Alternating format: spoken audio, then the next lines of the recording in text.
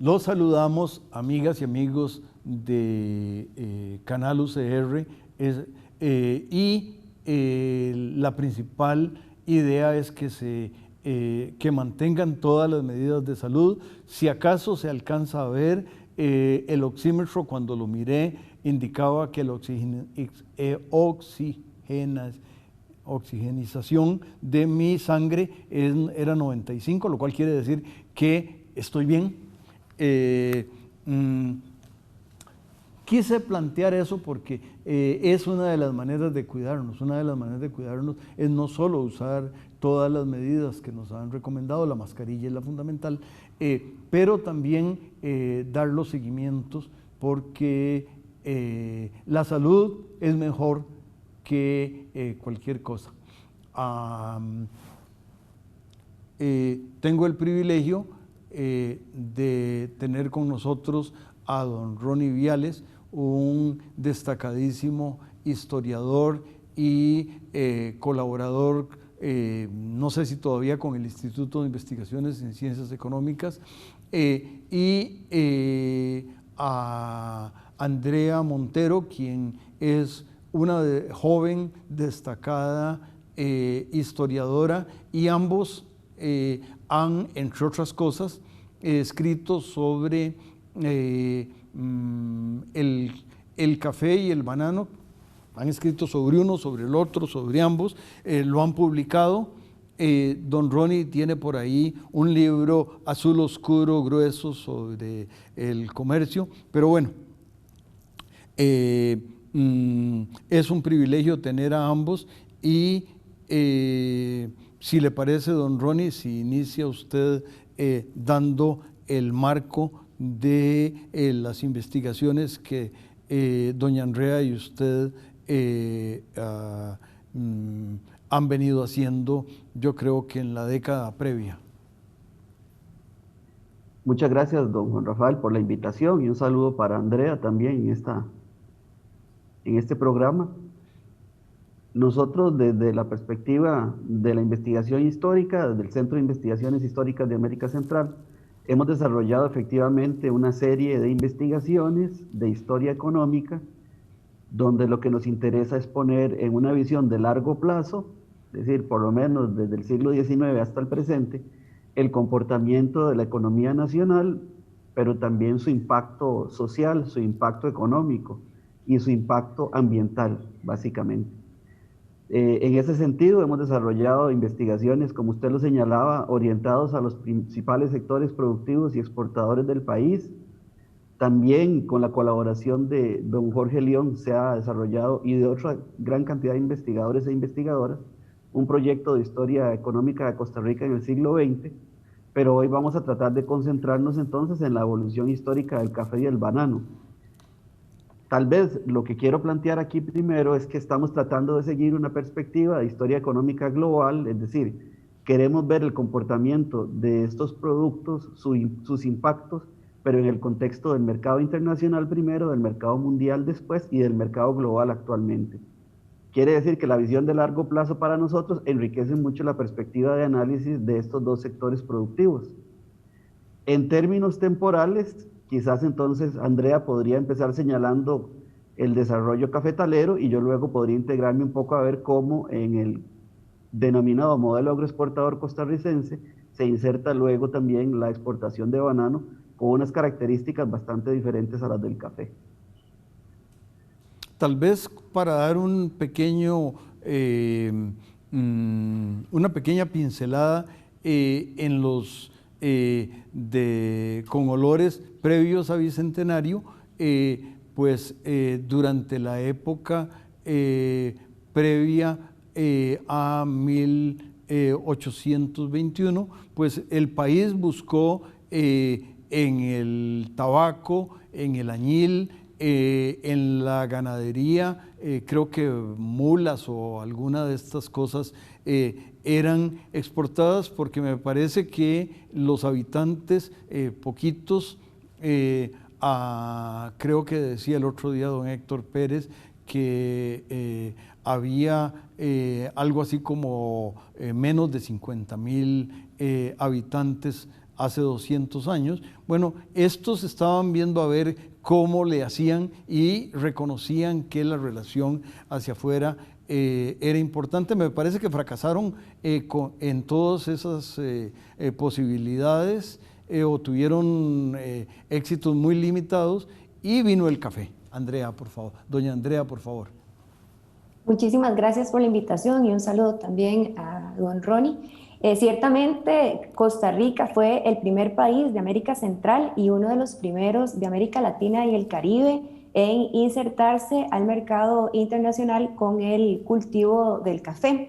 El cultivo inició en los alrededores de 1820, pero fue hasta la década de 1840 que se exporta café directamente hacia el mercado de Inglaterra.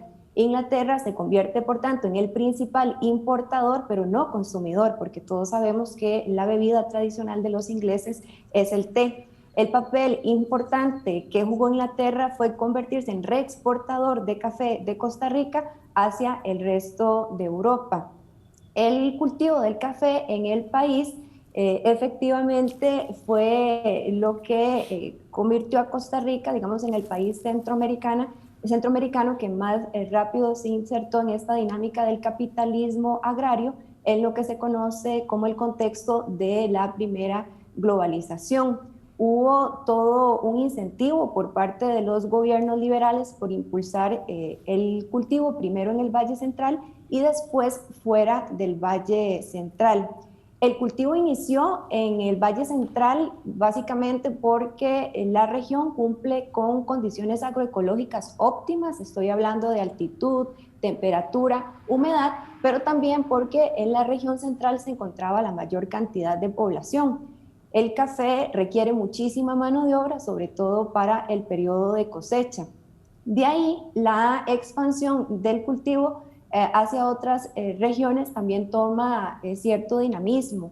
Podemos señalar en la línea de lo que ha planteado sobre todo Caroline Hall, ¿verdad?, que el cultivo inicia en el Valle Central, más o menos entre 1820 y 1850. Después se da una expansión hacia la región Alajuela, San Ramón, a partir de 1850 y 1890, y después una tercera expansión hacia lo que se conoce como los valles del Turrialba y Reventazón. El inicio de una nueva expansión no significó el cierre del anterior. Esto quiere decir que el café continuó cultivándose en la región central también. Ya para finales del siglo XIX. ¿Sí? Tal vez con esa tercera expansión vamos a pedirle al canal que nos invite a la segunda expansión del programa y regresamos.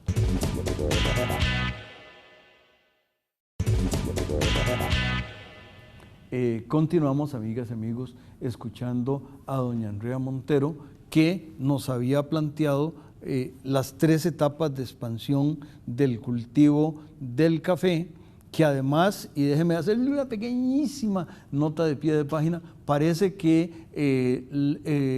las erupciones de los volcanes también ayudaron a que la tierra fuera otra cosa que le ayudara al cultivo del café, pero yo no soy agrónomo. Por favor, doña Andrea.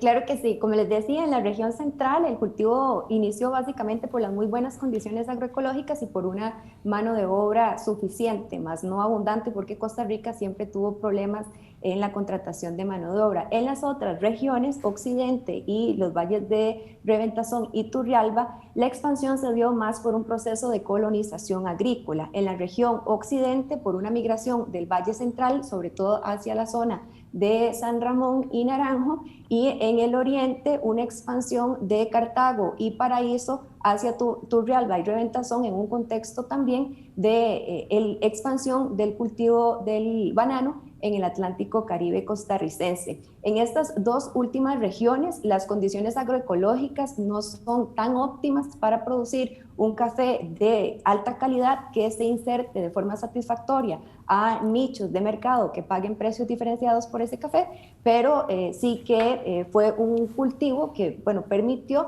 desarrollarse en estas tres regiones y estuvo presente más o menos desde la segunda mitad del siglo XIX hasta muy entrado el siglo XX. E incluso hay algunas regiones todavía con gran tradición en la producción de café, ya no tanto en el Valle Central, porque la región central ha atravesado por un proceso de cambio y transformación en el paisaje, pero sí en la zona occidente, sobre todo en lo que sería San Ramón y Naranjo, el cultivo sigue siendo muy importante para las economías locales, es decir, para la economía cantonal y también distrital, y lo mismo en algunas regiones del Reventazón. Y por Reventazón también entenderíamos una de las zonas productoras más importantes del país, que sería Orosi. No sé si don Ronnie quiere introducir algunas ideas sobre el banano o si continúan sobre otros impactos del café sobre la vida nacional. ¿Qué prefieren? Yo creo que es importante señalar que mientras se da la revolución industrial en el contexto mundial, en nuestro caso, esa división internacional del trabajo que se genera, lo que potencia es un proceso que ahora denominamos nosotros agriculturización y ganaderización, que precisamente son esos dos ejes que permiten esa vinculación con el mercado internacional. Si tomamos en cuenta la evolución y el origen del cultivo bananero, como señaló Andrea hace un rato, tiene que ver precisamente con el café, en el sentido de que se buscó una vía directa para exportación del producto por el Atlántico Caribe, que fue la construcción del ferrocarril, y a partir de, como una externalidad de ese proceso, a partir de ese momento surge la posibilidad de la plantación bananera, que va a tener unas características un poco diferentes, aunque también se potencia primero en la región del Atlántico Caribe por las condiciones agroecológicas ahí presentes. Evidentemente, con la construcción del ferrocarril y el contrato Soto-Kid, ¿verdad?, de 1884, hay una gran concesión territorial de unas 333,000 hectáreas, no solo en el Atlántico Caribe, sino en varias partes del país, que como sabemos es asumida por Minor Kidd, para abreviar aquí, ¿verdad?, que es a la vez fundador de una de las primeras transnacionales globales, que es la United Fruit Company, que se crea en 1899. Una pequeña nota de pie de página, don Ronnie, vean que no me he quedado callado del todo. Para los jóvenes que nos escuchan, ese Soto Kid es un señor que tiene nombre de autopista. La autopista Bernardo Soto se llama por don Bernardo Soto, el señor que firmó ese convenio. Perdón, pero era para poner en contexto a las amigas y amigos que son más jóvenes. Perfecto. Y si ponemos en contexto presente el papel de la exportación bananera en el país, es importante tomar en consideración que es el primer producto de exportación agrícola en este momento, ¿verdad? Más o menos representa aproximadamente el 9% de las exportaciones totales del país. Son unos 120 millones de cajas al año que se exportan, ¿verdad?, y que más o menos producen unos 1.000 millones de divisas al año. Y en este momento también el principal mercado sigue siendo Estados Unidos con un 37%, seguido por el Reino Unido con un 10% y algunos países que también importan banano como Bélgica, Italia, España y Alemania. Esa no era la condición de finales del siglo XIX, más bien el principal mercado fueron los Estados Unidos, ¿verdad? La United Fruit Company se estableció en Boston, la refrigeración en los buques permitió la exportación de esta fruta y romper con un mercado que estaba limitado en los Estados Unidos a las frutas estacionales, porque precisamente solo se podían producir en algunas épocas del año.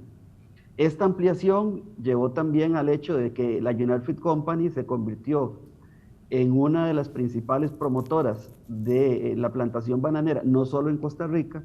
Por lo tanto, es un cultivo que compite con varias regiones de América Latina y además se convirtió en una compañía que tuvo vínculos fuertes e influencia fuerte sobre los estados nacionales centroamericanos, por ejemplo. E introdujo una serie de innovaciones empresariales, entre ellas la publicidad como otro de los mecanismos para promover el consumo de banano en los Estados Unidos. En Costa Rica, entonces, primero se da una gran plantación a finales del siglo XIX, en una primera etapa, pero luego se incorporan también plantadores nacionales, algunos les llaman independientes, pero en realidad dependían de la compañía que se encarga no solo de una parte de la producción, sino también de la comercialización del producto.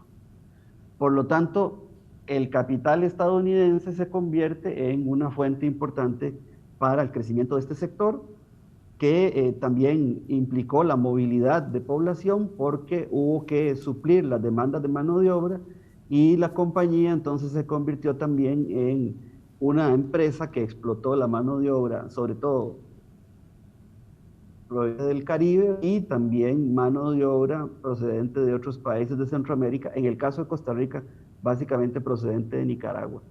Y esto generó también procesos de migración interna hacia el Atlántico Caribe por la atracción de unos salarios un poco relativamente más altos que en la plantación cafetalera. Entonces hay vínculos importantes entre el café y el banano, que es lo que hemos tratado de venir estudiando. Y la presencia de esa compañía transnacional también implica, como vemos, entonces la presencia de el imperialismo estadounidense, llamémoslo así, es decir, de esa expansión que también tiene una dimensión comercial y política fuerte, que determina en algunos casos entonces la evolución de los países centroamericanos. De eso y de otras cosas hablaremos en el último segmento del programa. Regresamos.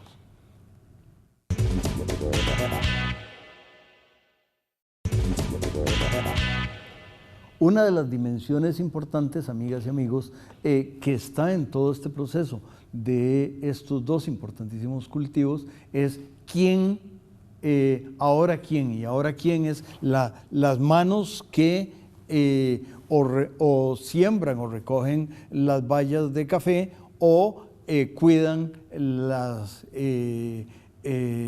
plantación de banano. Sobre todo, empecemos, doña Andrea, por café. Claro que sí. Lo importante de tener claro acá es la estructura de la tenencia de la tierra. En el Valle Central predominó la pequeña y mediana propiedad de café. En la región Alajuela-San Ramón, la mediana y gran propiedad de café. Y en la región del Reventazón y Turrialba, sobre todo la gran propiedad del café. Entonces, dependiendo del tamaño de la unidad productiva, así va a ser el tipo de requerimiento de mano de obra. En el Valle Central predominó una mano de obra familiar, eran los hijos de esas familias numerosas que hubo en el siglo XIX y primeros años del siglo XX, los que se encargaron no solo de ayudar en la finca con todas las tareas durante todo el año, sino también en el proceso de recolección, y por supuesto se sumaban, digamos, vecinos de esas unidades productivas. En el caso de la zona de Occidente, también fueron las familias, los hijos de esas familias de colonos bastante numerosos, de entre 12 y 15 hijos, que se convirtieron en la principal mano de obra. Y en el caso del Reventazón, pues sí que tuvo que haber migración de otras regiones, sobre todo de la región de Tres Ríos, de la región de Cartago, la región de Paraíso, y también en algún momento los que trabajaban en las compañías bananeras sirvieron de mano de obra en el periodo de cosecha, que es un periodo de cosecha temprano entre octubre y noviembre en esta región cafetalera. De modo que la mano de obra familiar fue clave en la economía cafetalera y continuó siendo clave hasta muy entrado el siglo XX. Estamos hablando de 1970, 1980. A partir de entonces hay una reestructuración en la dinámica del mercado de trabajo. Ya son cada vez menos los costarricenses que se dedican a recolectar el grano, la fruta más bien, y se tuvo que recurrir a la migración una migración de nicaragüenses en un primer momento y una migración actual de indígenas Nove provenientes de Panamá. De manera que las regiones cafetaleras actualmente más dinámicas, estábamos hablando de Tarrazú, Dota, Naranjo, pues durante el periodo de cosecha se encargan de tramitar con el Instituto del Café la llegada de esta migración estacional que pues, se ha convertido en la base más importante para la recolección del cultivo. Entonces, dependiendo de la unidad productiva, así fueron los requerimientos de mano de obra. Ya sabemos, hay dos momentos en el cultivo del café de gran demanda de mano de obra, sobre todo en el cultivo estacional, y fueron las propias familias de costarricenses y ya después las migraciones nicaragüenses y de indígenas noves las que suplieron esta necesidad en este mercado de trabajo agrícola. En el caso del banano también vamos a tener una movilidad de la producción, ¿verdad? En el Atlántico Caribe hasta la década de 1930, entonces el principal flujo migratorio se dio del Caribe hacia Limón. Limón se transformó en una ciudad cosmopolita, ¿verdad? Y hemos detectado los principales flujos migratorios provenientes de Jamaica, de Saint Kitts, y ahora se está investigando también del archipiélago de San Andrés, para ver si por ahí también hubo un flujo migratorio importante. A raíz de la enfermedad de Panamá también y de la crisis de 1929, la United Fruit Company también entra en crisis, la plantación bananera entra en crisis, el enclave bananero entra en crisis, y se da no una salida de la United Fruit Company, sino un traslado de la compañía a partir de 1938 con el contrato Cortés-Chittenden hacia el Pacífico Sur, lo que implica que también se diversifican los mercados porque se empieza a producir banano y se exporta hacia el Pacífico. Desde Quepos y Golfito. Ahí hay una migración, se decía que no, pero hay un flujo migratorio también de trabajadores afrodescendientes del Atlántico hacia el Pacífico, pero también una migración interna. Y en la década del 60 se da otro ciclo productivo en Sarapiquí, fincas bananeras en Sarapiquí, ¿verdad? Que entonces también promueven un flujo migratorio hacia la plantación bananera transfronterizo. Por lo tanto, vemos que esos flujos de población, migraciones internas y particularmente internacionales, en el caso del banano, han sido fuente importante de mano de obra y también de cultura laboral, porque en el caso de Limón, por ejemplo, la huelga bananera de 1934, entonces fue también uno de los eventos más importantes, contraponiéndose contra el sistema productivo, la explotación de la compañía bananera en ese momento. Pero también quiero señalar que tanto en el café como en el banano hemos tenido que adaptar las condiciones de producción y exportación a los cambios en el mercado internacional y mundial. Con esto lo que quiero decir es que también ha habido en el caso del banano guerras del banano importantes, sobre todo con la creación de la UPEP, Unión de Países Exportadores de Banano, en 1974, que buscó mejores condiciones y precios para la exportación de los países productores de banano, y en el caso de la Unión Europea con el sistema de cuotas establecido en 1993, que tuvo un nuevo capítulo entre 2012 y 2017, donde Europa empezó a privilegiar la importación de banano proveniente de algunas de sus excolonias. Esto ha sido manejado también de manera corporativa en el caso del banano con la creación de la Corporación Bananera Nacional en 1971. Por lo tanto, las corporaciones también han cumplido un papel importante tanto en el café como en el banano en términos de la regulación del mercado, ¿verdad? Y en términos de la participación de sectores productivos que se han venido diversificando en su composición social. Por lo tanto, la actividad entonces también obedece ahora a las reglas de juego establecidas en el mercado mundial. Sí, yo querría añadir que en el caso del café, el mercado estuvo regulado, sobre todo a partir de 1963 hasta 1989, y desde entonces pues el mercado está liberalizado y el comercio del café se hace sobre todo por ventas a futuro, y que la cadena de café que tiene diferentes eslabones, pues los eslabones más lucrativos están concentrados en pocas manos y por parte de compañías transnacionales, de manera que en Costa Rica todavía sigue predominando una amplia participación de productores costarricenses en la producción, pero en las otras etapas de la cadena estamos hablando de beneficiado, exportación, comercialización. Cada vez los costarricenses tienen menos injerencias y está ocupado por compañías transnacionales y en menor medida también por las cooperativas. Deberíamos seguir un par de horas más porque el tema invita, pero el canal tiene un programa preparado para las amigas y amigos en el siguiente segmento, de manera que les volvemos a agradecer a los dos e invitamos a la gente a aprender de tantas cosas importantes que hace la Escuela de Historia y sus centros de investigación. Muchas gracias.